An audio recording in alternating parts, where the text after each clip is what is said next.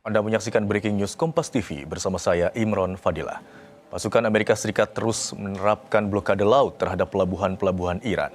Pusat Komando Militer Amerika menyatakan baru-baru ini telah mencegat kapal-kapal tanker yang melanggar blokade laut. Rekaman yang dirilis Pusat Komando Militer Amerika, CENTCOM, memperlihatkan pasukan Amerika menaiki sebuah kapal tanker berbendera Komoro. CENTCOM juga memperlihatkan gambar yang menunjukkan serangan yang melumpuhkan kapal tanker berbendera Mozambik. CENTCOM menjelaskan, operasi militer ini dilakukan akhir pekan kemarin di wilayah perairan di Teluk Oman dan Laut Arab.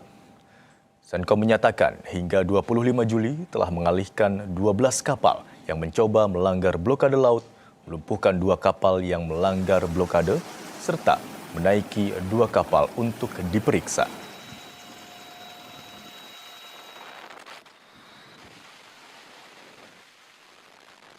Sementara itu, Saudara, Presiden Amerika Serikat Donald Trump menegaskan Amerika Serikat siap tempur untuk menyerang Iran.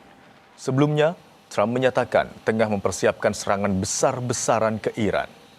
Trump menyatakan tidak bisa memberi penjelasan mengenai kapan serangan besar-besaran akan dilancarkan karena saat ini tengah berunding dengan Iran. Namun ia menegaskan militer Amerika Serikat telah siap untuk melancarkan serangan besar tersebut.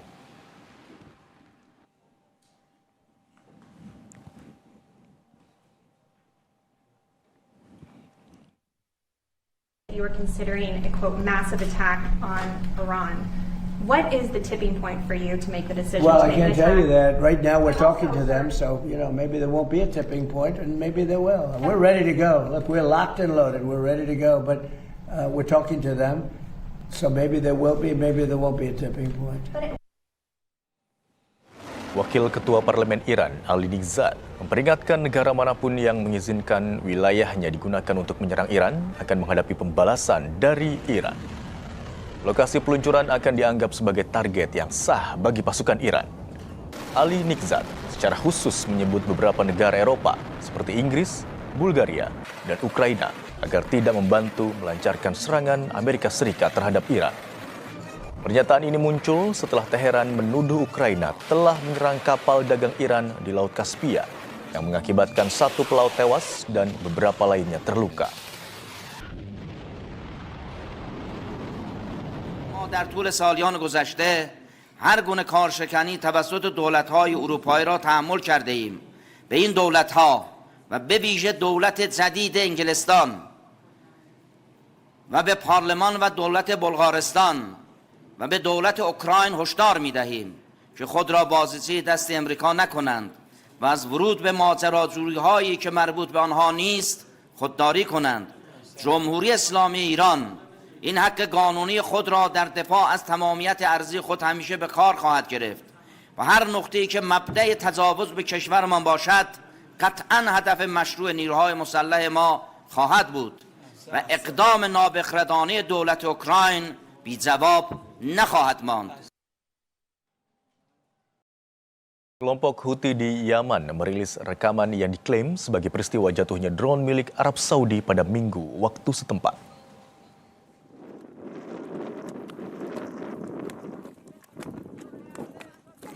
Juru bicara militer Houthi mengklaim drone dijatuhkan di atas provinsi Jauf. Kantor berita Amerika Serikat Associated Press tidak dapat memverifikasi secara independen kapan atau di mana rekaman tersebut diambil ataupun situasi yang melatar belakanginya. Arab Saudi tidak segera memberikan komentar terkait klaim tersebut. Kantor berita semi-resmi Iran, Fars, menayangkan rekaman yang diklaim sebagai kapal-kapal di Selat Hormuz pada Minggu waktu setempat. Dalam rekaman tersebut, terdengar suara koresponden yang bicara tembakan peringatan dilepaskan ke arah 2 kapal yang mencoba melintasi Selat Hormuz. Usai tembakan peringatan dilepaskan, kapal-kapal tersebut kemudian berbalik arah. AP tidak dapat memverifikasi informasi ini secara independen.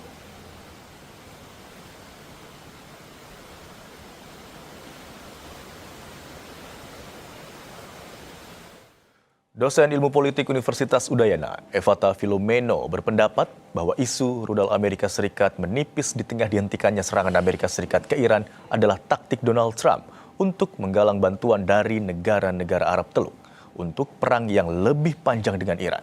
Berikut analisisnya.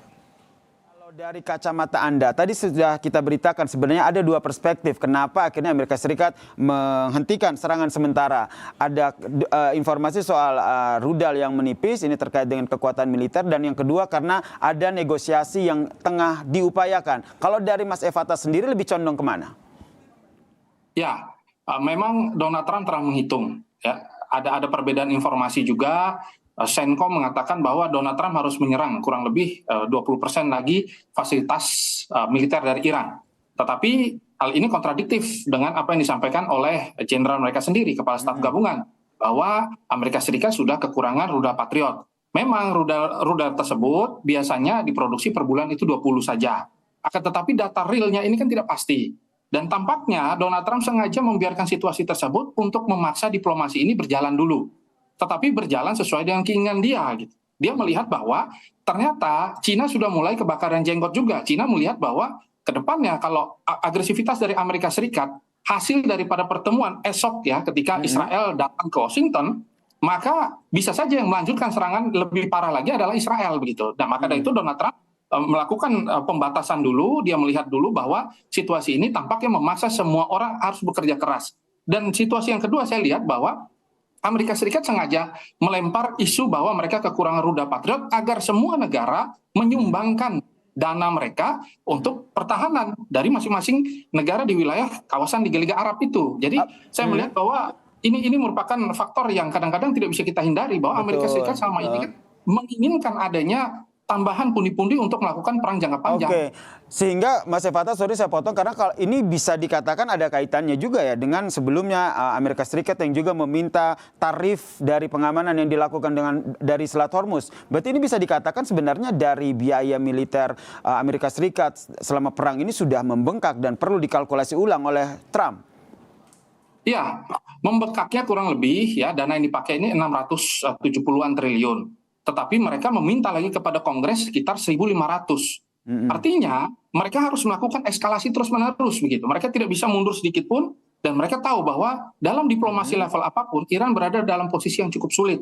Maka dari itu sekarang sudah muncullah isu-isu bahwa ternyata pasokan intelijen mereka disupport oleh Rusia. Maka dari itu mulai terlihat ini siapa yang bermain dan siapa yang tidak. Ditambah ada lagi serangan tambahan dari Ukraina kemarin. Dan sudah terlihat juga Houthi memainkan peran mereka untuk menutup Selat Bab el-Mandeb. Nah, maka dalam kekacauan seperti ini, Amerika berada pada posisi menjaga jarak sedikit untuk mendapatkan keuntungan dari kekacauan-kekacauan ini. Maka saya melihat Amerika belum benar-benar dalam posisi yang cukup sulit, tetapi mereka justru mengatakan bahwa kalau dunia tidak, kami tinggalkan saja dan kalian akan mengalami kerugian yang hebat. Nah, sehingga kalau kita baca strategi yang dilakukan oleh Iran akan seperti apa? Karena selama ini kita lihat Iran selalu menggunakan strategi balasan. Apa yang dilakukan Amerika Serikat itu yang dibalasnya.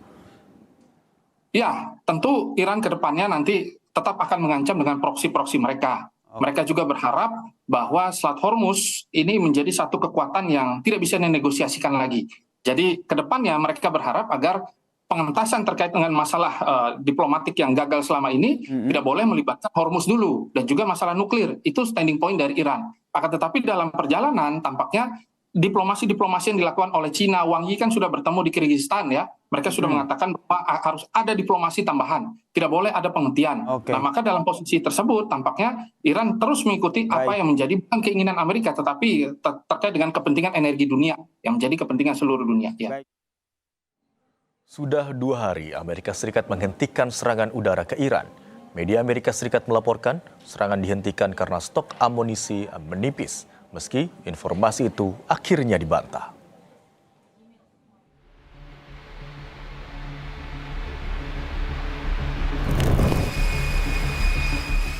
Dua pekan tak henti menggempur Iran.